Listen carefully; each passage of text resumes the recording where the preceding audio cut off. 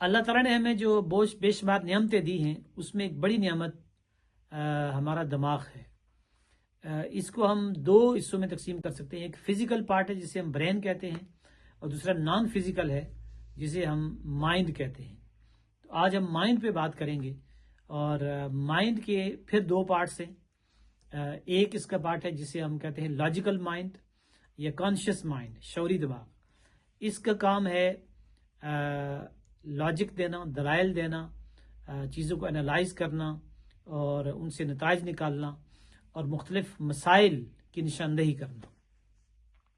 جبکہ جو unconscious mind ہے جسے ہم تحت الشعور یا لاشعور کہتے ہیں، جو ہمارے اندر خاص طور پر اللہ تعالیٰ نے رکھا ہے، اور اس میں زیادہ تر ہمارے جتنے بھی مسائل ہیں ان کا حل اس میں ہوتا ہے۔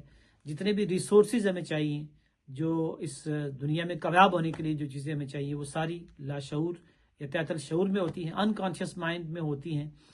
اور انکانشیس مائنڈ پکچرز میں سوچتا ہے، اس کے پاس پکچرز ہوتی ہیں ہر چیز کی۔ کوئی بھی ہم لفظ استعمال کرتے ہیں تو اس کی ایک پکچر بنتی ہے، اور وہی پکچرز دراصل ہم ان کو جب انالائز کرتے ہیں تو اس سے ہم کوئی نتیجہ نکالتے ہیں۔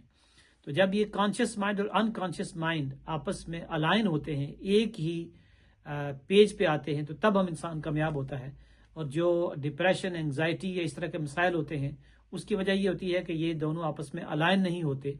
تو فیوچر میں ہم آپ کو بتائیں گے کہ کانشیس مائنڈ اور انکانشیس مائنڈ کو کیسے ایک پیج پر لانا ہے اور کامیاب ہونا ہے۔